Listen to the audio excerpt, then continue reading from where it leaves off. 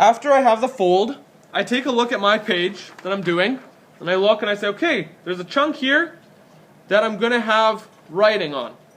I don't want to draw anything that's going to go there. So I look at my page, and I make a square where that writing goes. So I know right here, that area is not available for me to draw.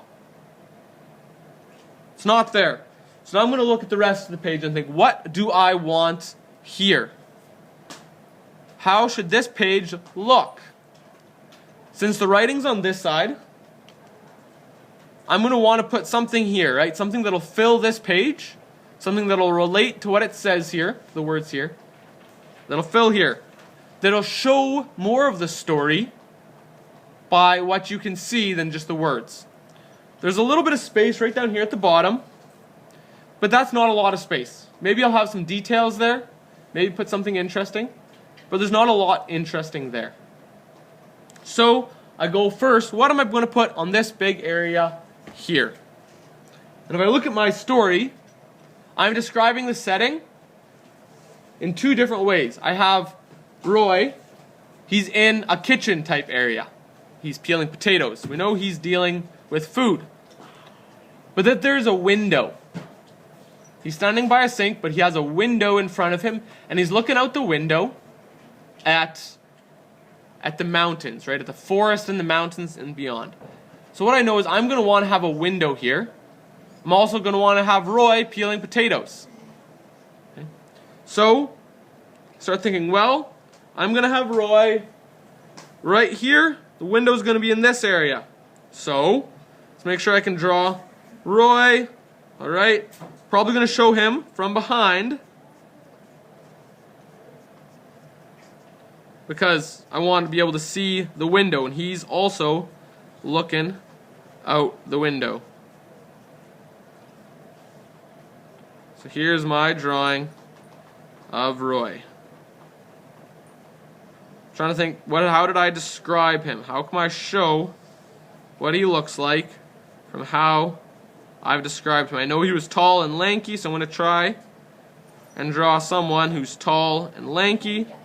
He's peeling potatoes, which means his hands are going to be in front of him, so we're not going to see those. Okay. Here we're going to have the head. I want to make sure I know he has kind of shaggy, long brown hair. The brown obviously isn't going to be in yet.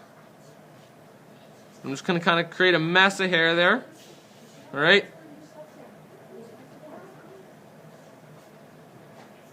Alright, there he is.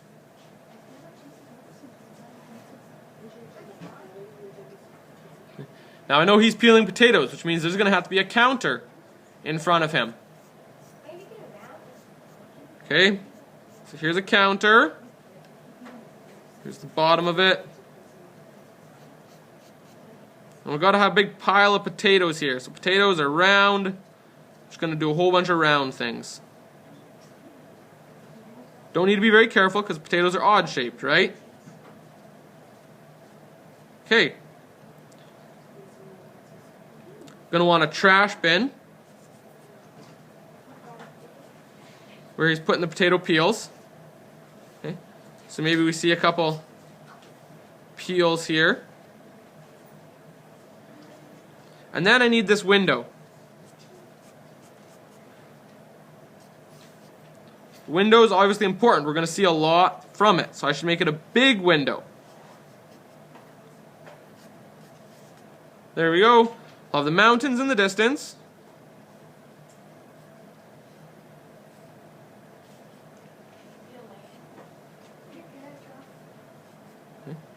Then we know that there's just going to be trees. The further away trees are going to be less distinct. I'll maybe just do kind of some lines. As they get closer, I'm going to want to get bigger, right? That's how we draw trees. Maybe even these I'll want to put some green on.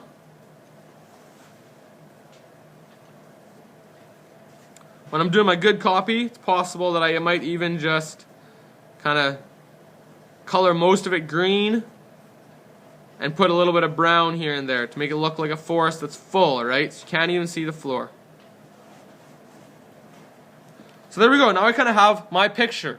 Obviously, this will need to be filled out. I might look at this and say, you know what? I think I'm going to need to make this bigger. But now I've done a practice drawing. I know what I might need to make bigger, right? I could think if I would make him up to here, have the window here, I would fill up most of my page. It would look better. Maybe over here, I could draw, have a sword and shield resting here. Just because it's a castle, and so we'll have a lot of people around with weapons. Because he's a squire, he would likely have a weapon close by. Could put a little mouse walking along.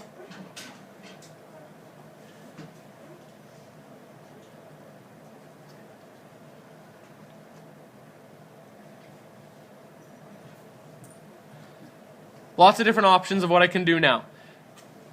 Once you've kind of figured it out, then you say, okay, I like what I've done. I like sort of how I've looked. This is what I want to do. Fold it. And just slip it in. You can write page 1 on here if you want. Just write maybe where it is. Just say page 1. And then we are actually going to finish having it printed out. You can take it and draw your design on your actual page. Does this make sense for those